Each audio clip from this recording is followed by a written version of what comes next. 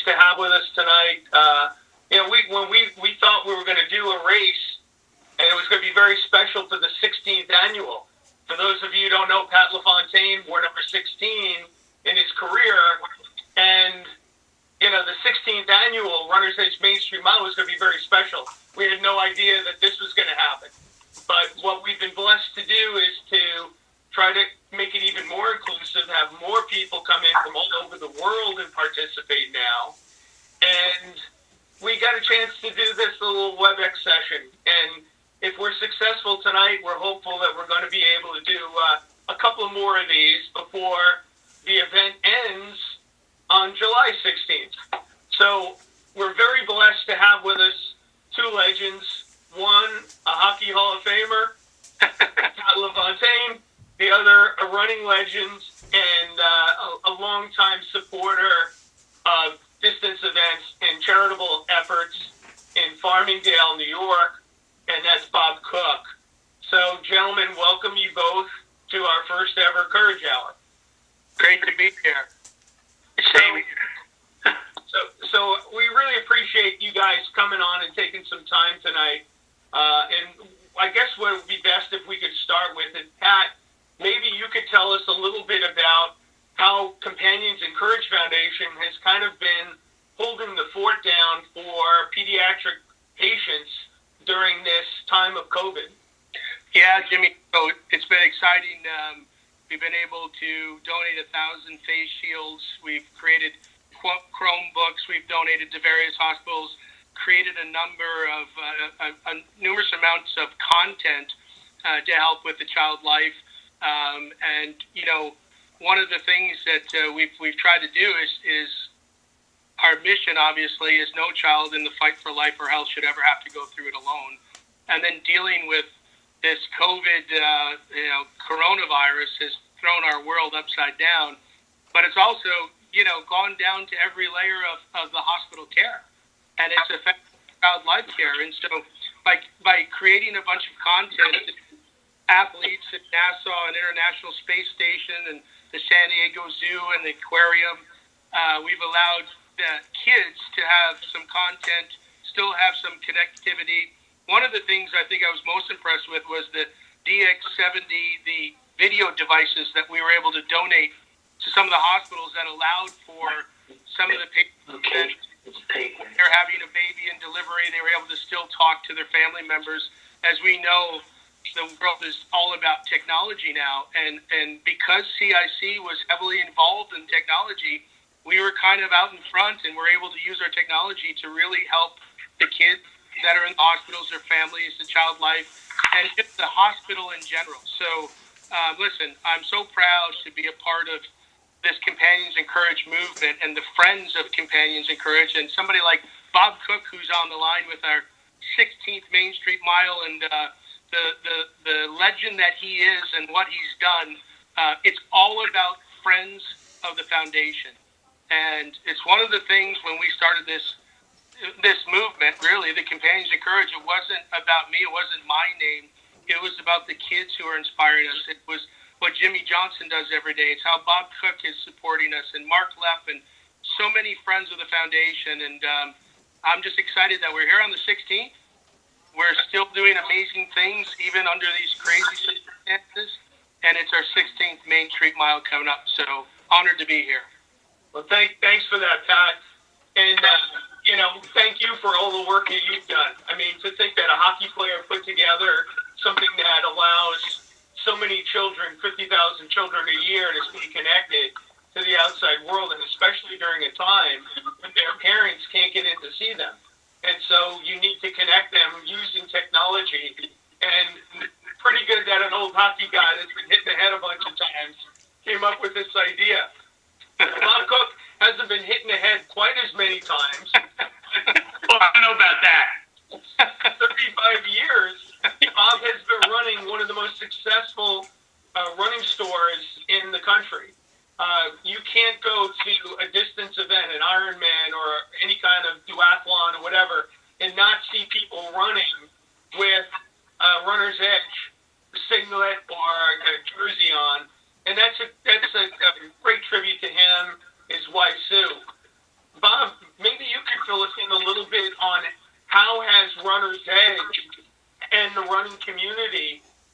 weathered the storm. What do you guys do? Are you able to keep the store open now?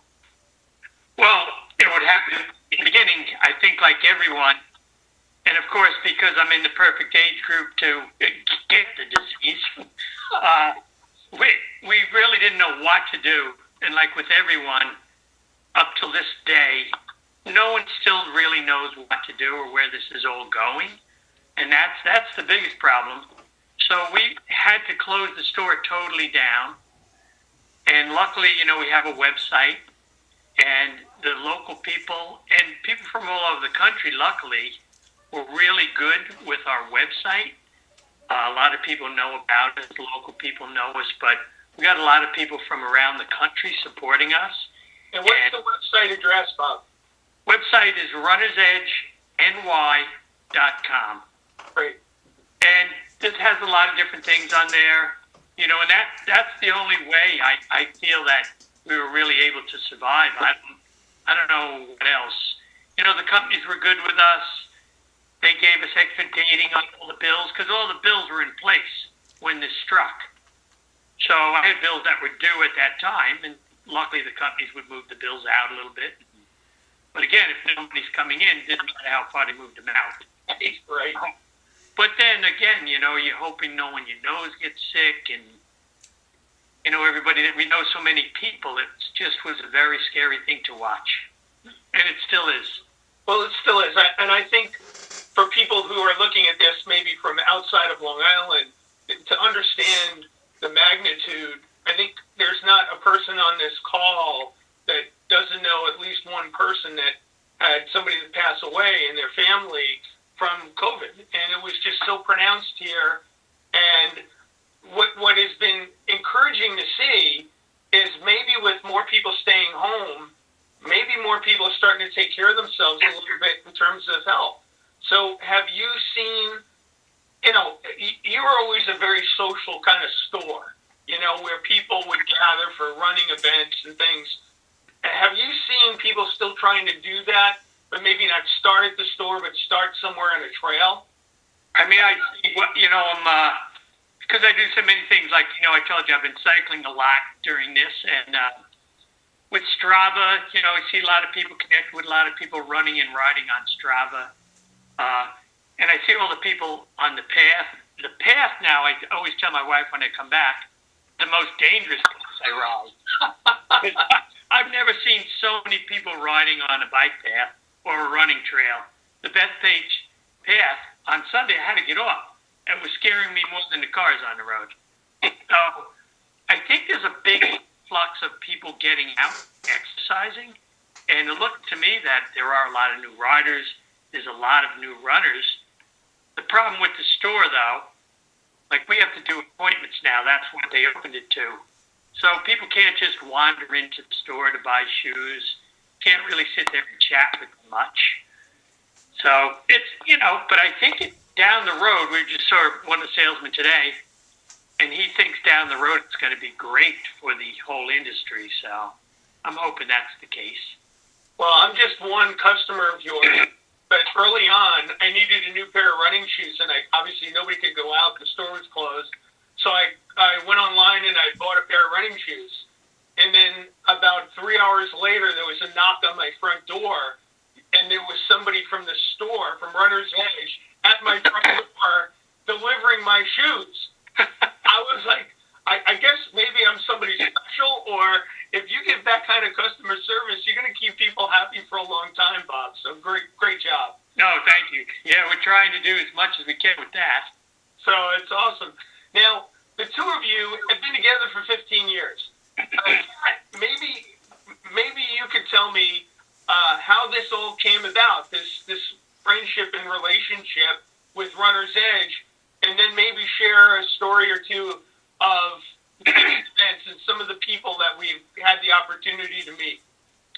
Well, it started out, Mark Leff, I know, is in Mindy Davidson, along with Craig and Eric and the whole crew there at Runner's Edge. And we've had great teams that have helped put on events. And obviously Bob as the leader. And if you can get a pair of shoes delivered in 3 hours after ordering it, you know they're doing something right. Otherwise, he knows you need to start running, Jimmy, one or the others. You know. But it started really. We created some synergies around Runner's Edge, an unbelievable community right there in Farmingdale. Main Street Mile, right down the middle. It's for families, and it's engaging the family to start off a wonderful weekend during Labor Day. And we were able to create this kids race, and then obviously a women's race and a men's race. And I think the most important thing is Mark left timing the trains in Farmingdale so that I think we've had one incident in 15 years, but everybody was okay when I say that. One of the trains came through at a different time, but I have to tell you, it's amazing when community comes together and supports a cause, and then obviously a local establishment, and many of them, because we would go afterwards to the Nutty Irishman or the Croxley Ales, and we had the spittoons playing, and we would celebrate. But the sacrifice of everybody coming together to help kids in children's hospitals for Companions of Courage. And it was the local volunteers, too. I know the fire department, the police, all the volunteers from Runner's Edge who helped put on this event. I think what it's all about. I mean, I think going through this COVID situation and a scary medical crisis, it brings you back to what's really important. And it's really family. It's really community. It's giving back to those in need, and it just brings you back to the core of what's really important. And I couldn't be more proud to be a part of this Main Street Mile year after year. And I'll let Bob share. I mean, there's some amazing stories year after year of some special runners that have been coming out. And what's fun for me is I've seen them from the very first year to now year 15. I've seen families grow. I've seen the father and daughters race. We have all ages. It's really the epitome of what a community event supporting a local establishment like Runner's Edge and a great cause like CSC. So, and it takes a team. And as Jimmy, you're at the head of the steering with all this. It takes a lot of logistics. And but we have great friends, and so every year it seems like there's more and more runners. So it's a big team effort. It's a family. And I'm proud to be a part of it. Well, that's great, Pat. And Bob, you have brought so many new people to running with a simple 1 mile race, right? So everybody thinks like, oh, you got to run a 5K, a 10K, a half, marathon, But with a 1 mile race, tell me what significance that has with introducing new people. You run a great program called Run Start. Why don't you tell us a little bit about what Run Start is? Well, we've done, we created that with, the Greater Long Island Run Club. And we've been doing it now. I think we've done that. This was our 11th year. So I have Run Start and Run Smart. So Run Smart is a winter program, and I coach that. And brings all new people. It's for beginners. And we start that in January, run them all the way till May. And a lot of people, they can either run, with Long Island. We would always put up with the Long Island Marathon. And they could either run a 5K, a 10K. I try not to go past the half marathon because most of them were beginners. But we did get some experienced people that wanted to train with us.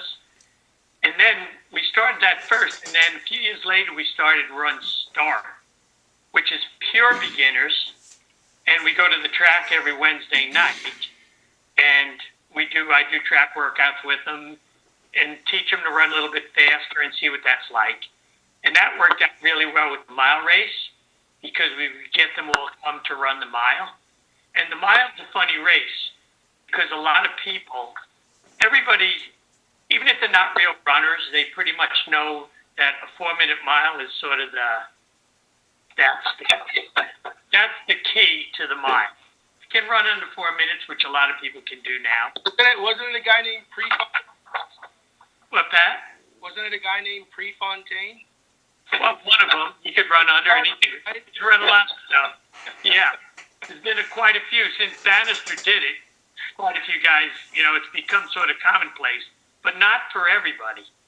So all these people, like at the reward, it's a reward for them. We get them to run the mile, and they just are amazed at how much better they do than what they've been doing all summer. Most of them run faster than they've been running all summer.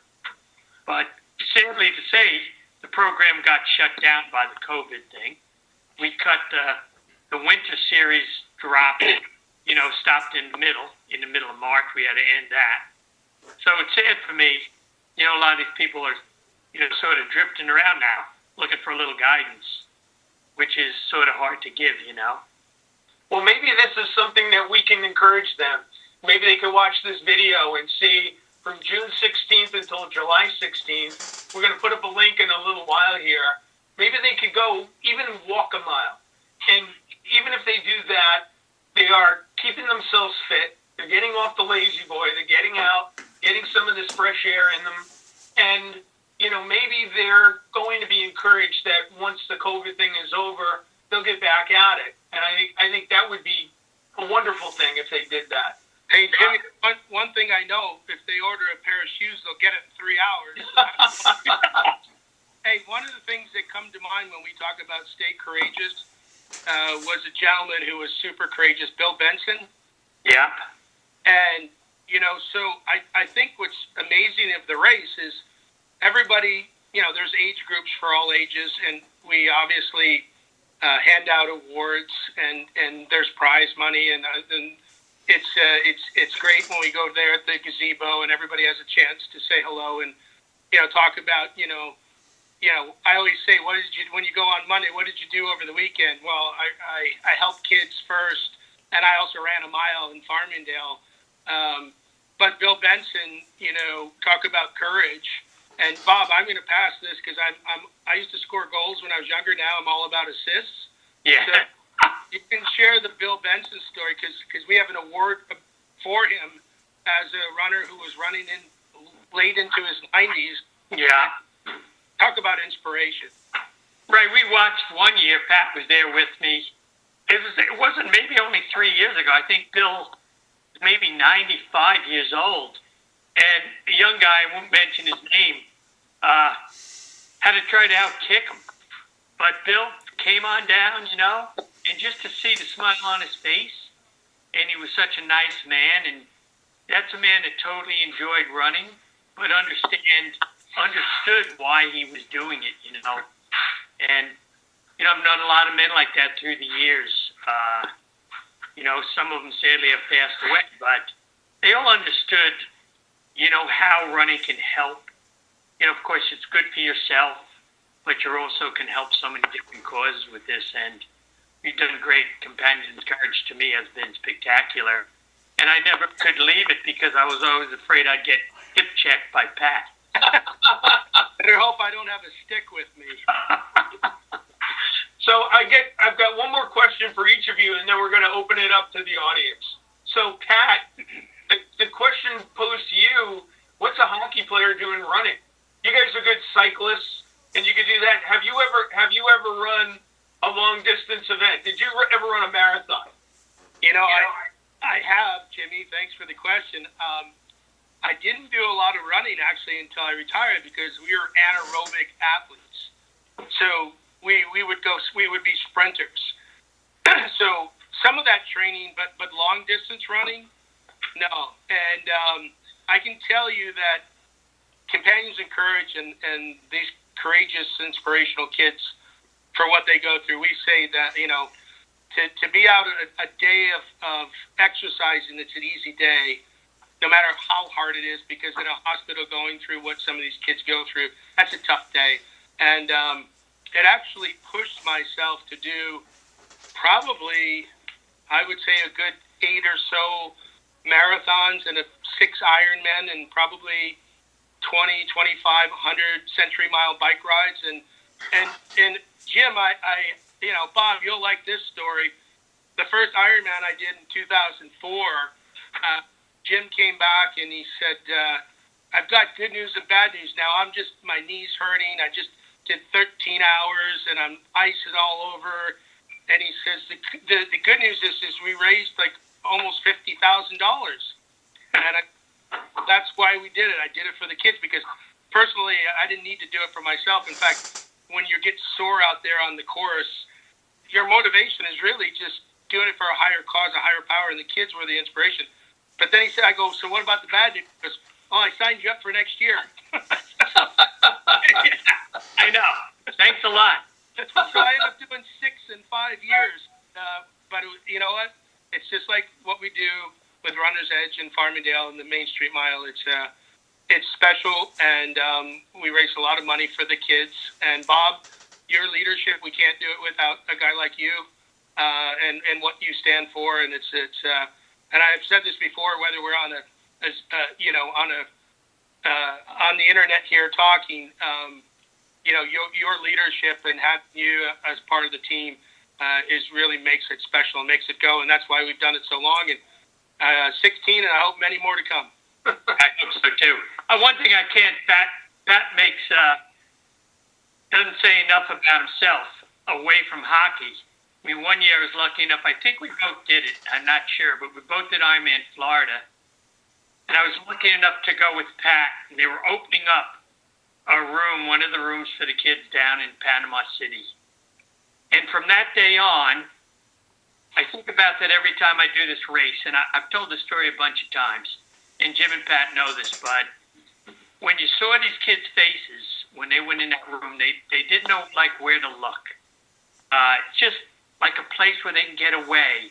You know, like Pat and I will complain, or, oh, my leg hurt, I just did Ironman. Well, we chose to do that. You know, these poor kids didn't choose to be in a hospital or be in a position they're in. So all of us being healthy, luckily, I mean, my whole thing with life is let me see what I can do to help other people, and that's my main goal, you know. You guys know that about me, I think. And Pat, you're a real legend. I'm just a local legend. I'm standing on your... That's on shaky ground, too, Pat. All right, so you national, international, and local legends. We're going to turn the questions over to some of the folks that are listening to us tonight, and we thank all of you. I haven't really done that properly yet, but we want to thank everybody who is here and supporting us. I think that in the Q&A part, we're going to have links so people can sign up. I just want to mention a couple of sponsors: the Runner's Edge, obviously with Bob and Sue. Cisco Systems, Race Awesome, those guys have been great year on year. Dr. Larry Lembo, Saucony, The Nutty Irishman, Horizon Paper 103.1 Max FM. I'll get to a few more in a little bit, but if anybody is within the area and they can do anything to support those local businesses, you heard Bob tell the story before of how important it is. Let's keep these local businesses running, and as soon as the world gets a little bit more normal, we're all going to get out there and get back to having a proper, everybody together Main Street Mile, hopefully next year. But in the meantime, we need to keep all those local businesses going. So please, whatever you can do, and whether it's those sponsors or others, remember those little guys. We got to keep them going. Hey, Jimmy, here we say hello to the wise man. I know he's retired, but we should... He is, but he's a big fan, and he's been a big supporter, and he loves the spittoon. So we got to give him that. We have a question from a lady who has been an enormous supporter of CIC over many years, and she's got some personal reasons for doing that, but also she's just a sweetheart of a person, Cheryl Brown. Cheryl Brown, who's about to be a grandma in a couple of weeks. She has a question for you, Pat. She said, what would you do now to encourage young people to get involved in charitable work? And when you were a young person yourself, who inspired you to kind of roll up your sleeves and get involved in community actions? Was there a teammate or somebody in your family? What got you going? Well, first of all, I want to congratulate Cheryl on soon being a grandmother. We love the Browns, Clinton and Sophia, and obviously Clinton team. So Cheryl, thanks for all you do for CIC. We love you. I I would say there has to be a good example. My parents always said growing up, don't ever forget where you came from and always help those in need if you're able to. The two values that started at the home.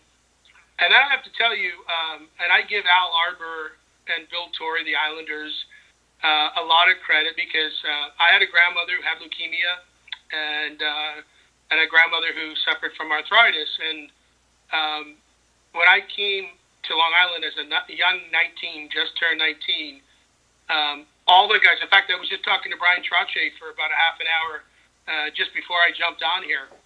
And all of them were an amazing example because I think it was a family and the community was part of that family. And Al Arbor, it wasn't just one thing to put on an Islander jersey. It was, you had to be involved in the community. And it was a part of being an Islander is to get out in the community. And I think the magic that happened was there became a love affair between the community and the players and vice versa. And so Brian Trottier would be out doing something. He'd say, hey, kid, come with me. Clark Gillies and Bobby Nystrom, and Bobby Bourne, all the guys were involved in just giving back in something that was personal. And so it inspired me to help out early on the Leukemia Foundation and the Arthritis Foundation as a 19-year-old.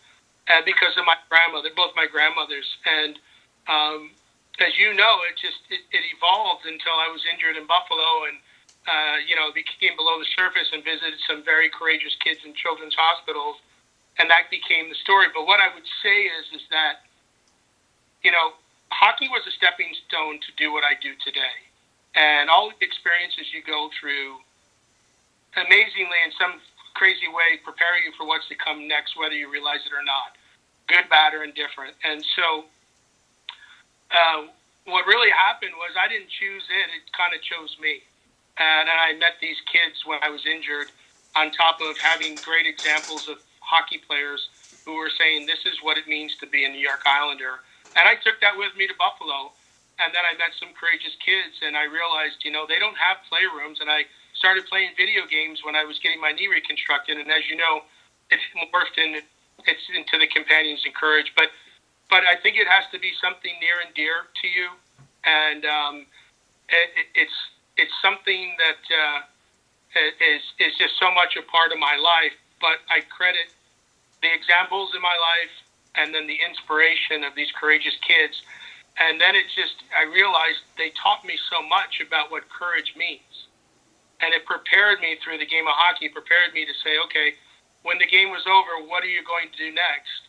And all the lessons I learned, it was a natural fit to want to build the Lions Den rooms. And Jimmy, you know these stories. And Cheryl, you've been a huge part of it. So I would say it has to be something close to your heart and it's meaningful. And the inspiration will just come. And just to get involved in something that matters to you. And I can tell you this, I've never met anybody who hasn't done anything or given back that hasn't felt good. And as I said to Bob earlier, scoring goals was really important. I learned a lot, but it taught me that the assists are more important. And I love passing the puck and watching somebody else score. And that's my mantra. And I'm a blessed man and, blessed to be a part of Companions Courage, one of the most biggest honors and privileges of my life. Well, it's great, Pat. And thank you for that. Our next question, and thank you for what you do. You use your celebrity to benefit those in need. And in this day and age, we need more athletes. We need more role models like you to take that role. So thank you for doing that and having done that. You were Mary Beth for 25, 30 years. So from all of our hearts, one of the things that I always talk about when people say, suppose a hockey team moves or a baseball team, what difference does it make that they're in their community? I said, well, the home runs and the championships mean a lot to the fan base, but it's what athletes do in their free time to benefit the community. You're a kid from Michigan. Bobby Nystrom was a kid from Hinton, Alberta. Brian Trottier from Valmarie, Saskatchewan. Eddie Westfall, from up in Ottawa, in Ontario. You guys all came here and adopted Long Island. We were those of us that are here, we were born here, raised here, and it's second nature to us to help our community because it's our community. You guys came here and you rolled up your sleeves as hard as anybody did. So, on behalf of all Long Islanders, I'm going to send you a thank you for what you've done to make a difference in our community and to make it the special place that we all feel that it is. So, thank you for that. So, Bob, you have a two-part question, okay? This is from Mary Antonato, okay? So I think it's probably somebody from the store.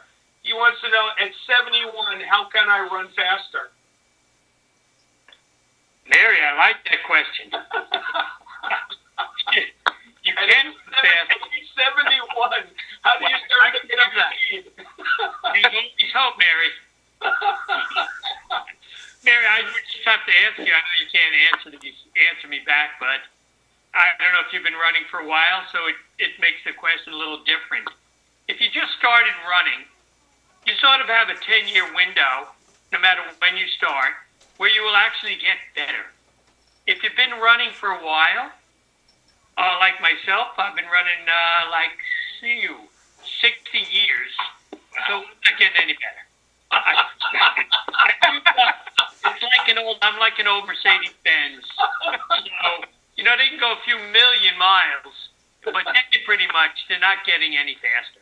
But if you're just starting, you can actually work at getting faster. And, if you ever want to call me one-on-one, you're always welcome to do that. You reach out to me at the store. If you can actually get faster and running, I tell people this, and people laugh at this. It's a simple sort of a Zen type of answer. Running is running. So to get better at running, you have to run more. And that is the limiting factor. So the best runners in the world, they would run more than people. As you drop down, they run less. So Pat would tell you the same thing with hockey. When he was a professional hockey player, and they practiced day in and day out, 2 days in the summer, dehydrated. I mean, running is a tough sport. But being 71 years old, you have to be gentle on yourself and take it easy. But you can actually get better. But you just have to be gentle, and you can do it. So I hope it helped you a little. I'm sure that was very beneficial, not only to Mary but to the rest of us who are slowly pushing that upper echelon of running. Now I have an excuse. I'm so old that I can't get better. That's good. Bob, I thought you were going to say the shoes count. What do you do? Shoes count. You just transitioned perfectly because it's not a question. Marguerite just sent something in. That's just a story she wanted to share. She just wanted to say how awesome that Bob Cook is. She said at one of the races, someone forgot her sneakers, and she didn't have a wallet with her. And Bob said, "Don't worry about it." He went and grabbed a pair of sneakers off the shelf and came back and gave it to her so that she could compete. And this made such an impression on Marguerite and all the other people that were there that Bob truly is about the runners first. And it's, the business is a nice ancillary thing and it pays some of the bills. But the fact that you are so committed to the running community, that's a powerful story, Bob. And thank you. Like I thank Pat for what he has done. For 35 years, you've kept people motivated to stay healthy. So thank you for that. And thank you for Marguerite for sharing that. So, thank you, Bob. Thanks, Marguerite. Thank you, Pat. So, Pat, can I just quickly, I got to just add something, too. Yeah. I got to say for Pat and myself, totally different levels, but a level where we both did, Pat, I'm sure as a little kid, played hockey for when he was a little kid. We've both been able to do something that we loved. Yeah. So this is a blessing, and I think that's why both of us want to give back. I mean, that's the feeling I get. I'm sort of speaking for Pat. I'm just thinking, I'm sure that's what he feels, but it's just a blessing to be able to do what you love to do. And that what keeps me in the game now. It's not like I just want to get out of this, and that's the great part. Bob, it's so important that you create age-appropriate experiences along the way. Because when you create appropriate experiences, and they're kind of the family events that, growing up, you develop a deep emotional connection.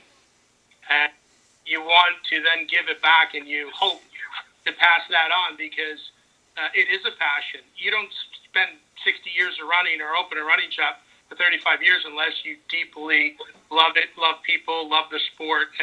But it has to have a deep emotional connection because you've had great experiences. Yeah, thank you. Definitely does. Yeah, you guys are both great, and it puts a smile on my face that we can do something like this tonight and share some of the stories that are behind the scenes that most people will never hear. And I'm grateful to both of you for sharing some of your thoughts and some of your feelings as to why you give back, because more people in this world need to give back, especially now. We've got, so many things going on in the world. Actually, Matt Capiello sent a question from Santa Monica, California. Hey, Matt. And he was, he wanted to know, Pat, he's just a young buck. He's probably only about 40, so he's a baby. But he doesn't remember, like, when you were, when you first came and you were playing, the social issues now, the question is they want to have athletes comment on all kinds of social issues. He wanted to know if you were outspoken in your playing days, and, was that something that was important to you? I think one of the things that you can talk about today that most people on this call don't know is that you were one of the guiding principles. You were one of the guiding forces and not just National Hockey League, but all of hockey adopting the Declaration of Principles. So, maybe you could tell us a little story. So 3 years ago, I'll just read one of the paragraphs. This is from the Hockey Declaration of Principles that was adopted through Pat LaFontaine's efforts. It says all hockey programs should provide a safe, positive, and inclusive environment for players and families, regardless of race, color, religion, national origin, gender, age, disability, sexual orientation, and socioeconomic status. Simply put, hockey is for everyone. Now, you were the guiding force on this, and this was adopted by the league 3 years ago. And maybe if you could tell us a little bit about what went into that, Pat, and what was the motivation for you in particular to get behind that? Well, thanks, Jimmy. I mean, it's something that we felt there were some disconnects in the hockey world, and I always believe that the most important meeting is usually the meeting that never takes place, and we decided to have those meetings, and so we brought in the heads of every level of hockey around the world. USA Hockey, Hockey Canada, college hockey, pro hockey, minor, everybody, about 30 of us in a room. And we met 2 or 3 times a year for about 3 years. And one of the things we realized was that our culture in sports was suffering. And Bob would probably feel the same way. I'm an All Blacks rugby supporter, and the guys, simple thing, if you're a servant and the true leader in your sport, you want to leave it better than you found it. And at the highest levels, it's never been better. But at the grassroots levels, we were obviously trying to make an impact. But we realized the culture of the game was suffering. And what we did was we hired a firm called Live Sports out of California who spent 6 months going around and really talking to all walks of hockey, rink operators, Zamboni drivers, coaches, moms and dads, all over North America. And then there was a summit in 2016 with the World Cup of Hockey. And we started to find out that this wasn't just a North American concern. This was a world concern, a global concern on the culture and the values of where our game was. And so we literally, as a global hockey community, put together a statement. And it took a long time. Commissioner Bettman's fingers and his words are on there. Moms and dads, coaches, players, kids, commissioners, all that. and we came up with a document called the Declaration of Principles, and you just read one of them. And the global hockey community on September 6th, 2017, signed an initiative and a document that said we aspire to live to higher values. We're not perfect, but we're going to declare who we are and our principles, and then we're going to start to forge forward to create the living of those principles, the values that hockey believes in. And what was amazing was when we did it, we found out that there was a consistency of the value of loving the sport and the artistry and the fast, exciting speed, but also what the game taught you, the character and life lessons. And so one of them obviously is the one you just read, but one of the greatest values is the life lessons and character development that the sport teaches you. And so 3 years ago, we put that in place, and ever since there's been policy changes, there's been rules, there's been committees coming together to try to forge forward in living those values and bringing them to life, because that's really the secret. And so that last principle is very relevant today. I was literally at a conference for the Declaration of Principles. Every single global hockey leader was there March 4th and 5th, just before COVID hit, down at in Florida, down in Orlando, Fort Lauderdale, and we talked about diversity and inclusion, how we need to be better, how we need to work together, how we need to open our arms to the sport, and what can we do. And then it's a trickle-down communication. The NHL is the North Star, and it's a leader in the sport, and it needs to be out there as an example for other leagues. And then we shared best practices, and so I would say that it's ongoing, but I think in order to truly start the conversation, you have to declare those values and aspire to live to them and bring them to life. Like I said, hockey's not perfect, but at least we put a flag in the ground to try to live to a higher standard. And it's not going to happen overnight, but it's a great pathway forward, and it's starting to show its true colors, and everybody is getting behind it. And Pat, this is worldwide, right? This isn't just NHL. Yeah, no, the global hockey community. So the world, the IIHF, the International Hockey Federation, also signed on, and they're a part of moving this mission forward. And listen, we have a lot of work, and there needs to be a lot of listening and understanding. So the other question was, in our culture, hockey its best players were its most humble and less spoken, and that's changing. And not to say that's a bad thing, but when it comes to important issues, just like you step up on the ice and step forward, you have to step forward off the ice too. I believe that. Well, good for you, and great thing that you did to inspire people going back 3 years. So this is long before it became, this international factor. Hockey took a step out and said, no, this is how we're going to do it, from youth hockey on, and all over the world, women, boys, girls, transgender, whatever, people can play hockey and feel comfortable doing it. And that's a big step. So thank you for... And Jimmy, I will add that one of the things that's most important, this is a shared platform. It's not the NHL telling minors what to do. This was everybody. It only works if everybody's on board and everybody's contributing. Nobody owns this. These are principles. These are values. This is what everybody believed and said we want to aspire to live by. And that's why it's important, because a lot of times you get other leagues trying to say this is how things should be. It's a shared platform. Well, it's good guidance. I hope other leagues take the lead like the NHL did and try to, further their sport and make those opportunities available to more people. We've got about 10 minutes left. I'm going to just quickly read off a few of the other sponsors.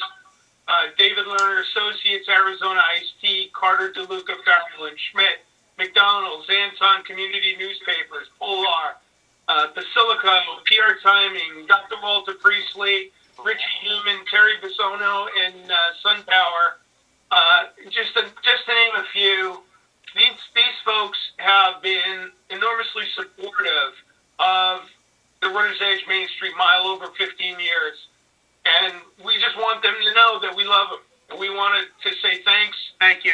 All the support they have given us, and it's made a difference. I'm going to ask Bob real quick if you could just tell. I mean, we've been talking a lot about different things. We haven't really talked about the race.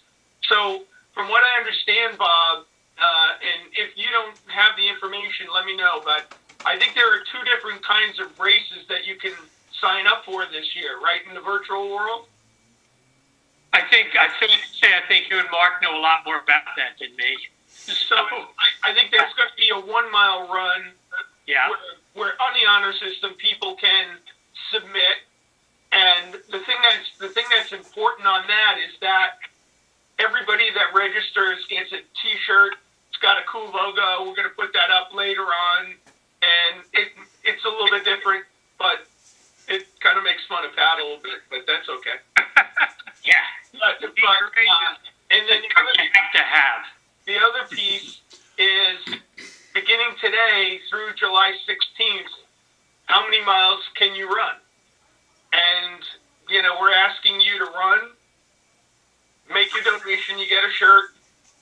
Everybody who registers is going to be involved in a raffle that is, I don't know how Alice and Mark Leff do this every year, but this year in particular, this is an extraordinary raffle.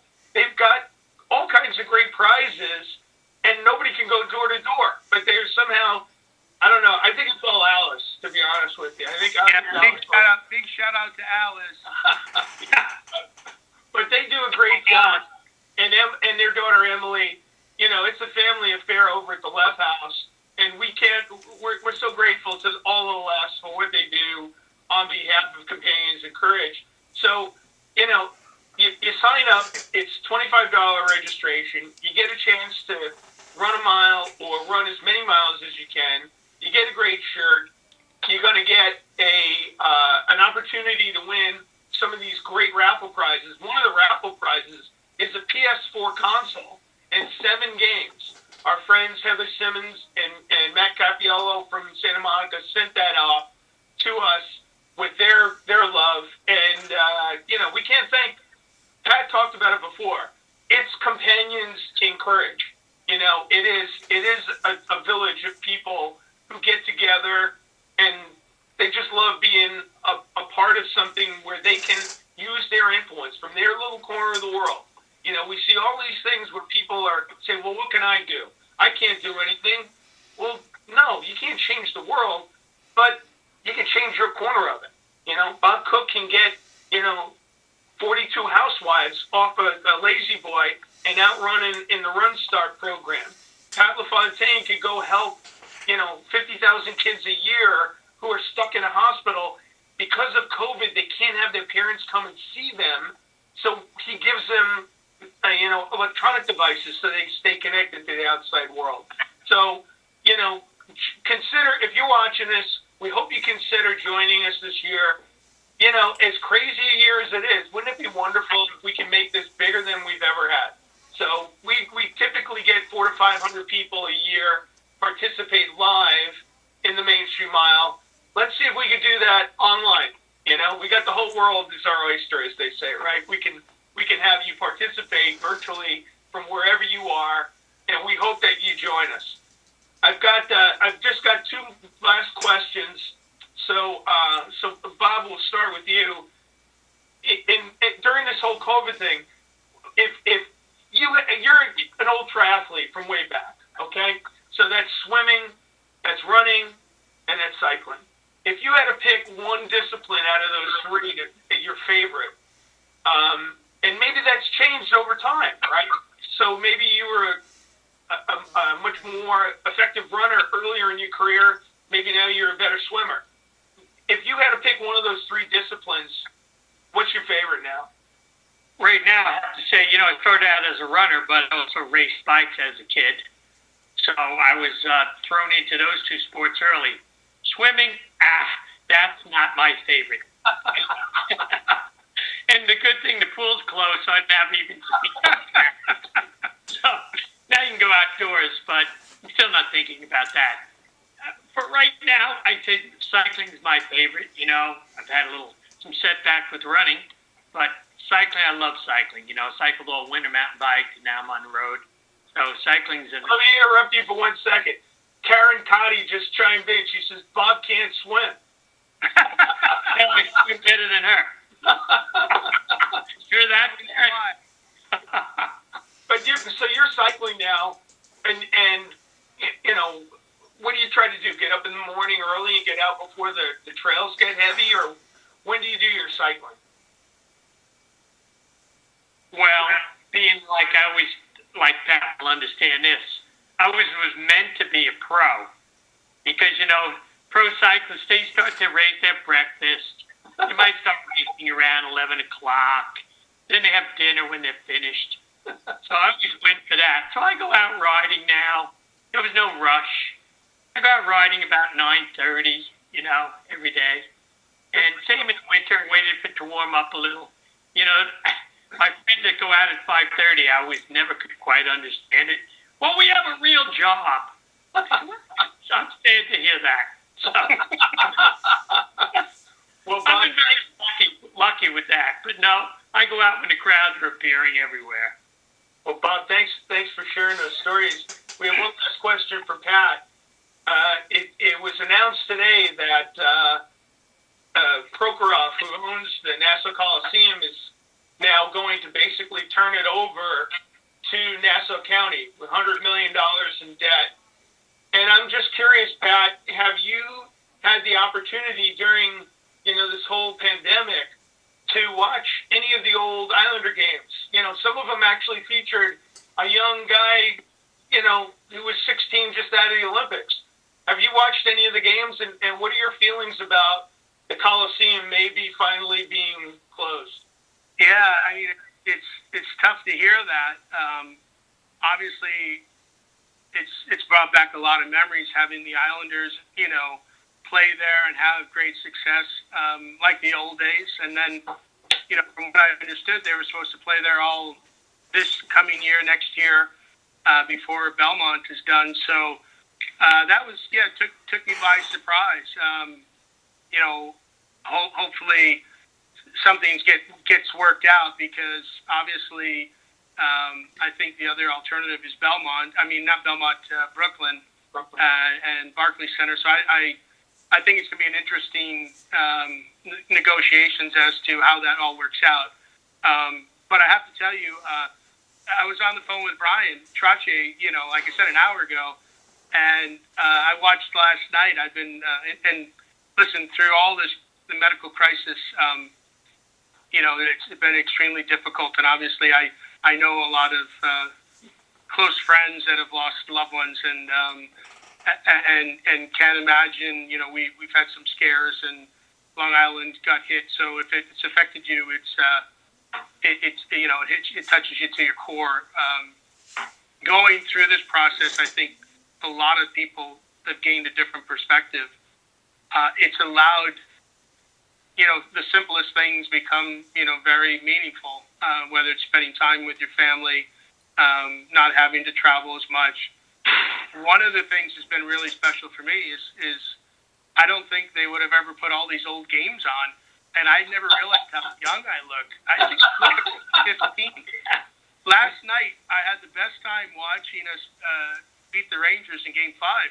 Knowing the outcome already made it even better. But I watched the young 19-year-old kid who just turned 19, and I have to tell you, talking with Trotter today, it brought back a whole lot of a tremendous amount of emotions, but it also brought me back to the community where it all started, and the fans, how they adored that team and the Islander logo and the team, and I had a feeling, that feeling watching and remembering that feeling, what it was like. So I have to tell you, connecting with that even as early as last night and over this time, and reminiscing about those days.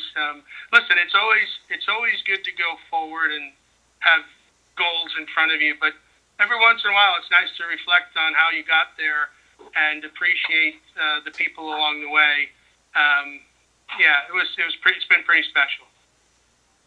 Well, Pat, thank you for your time tonight, and Bob, certainly thank you for your time too. I think this has been very informative for me. I hope it has been for all of the people who joined us tonight. I think we're going to try to archive this and make it available later on.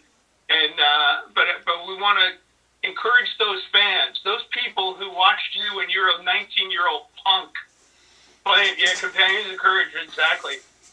When those fans were watching you back in the old heyday of the Coliseum, and they were watching Bob Cook in the old heyday when he was 1979, 80, just starting to do his first Ironman triathlons.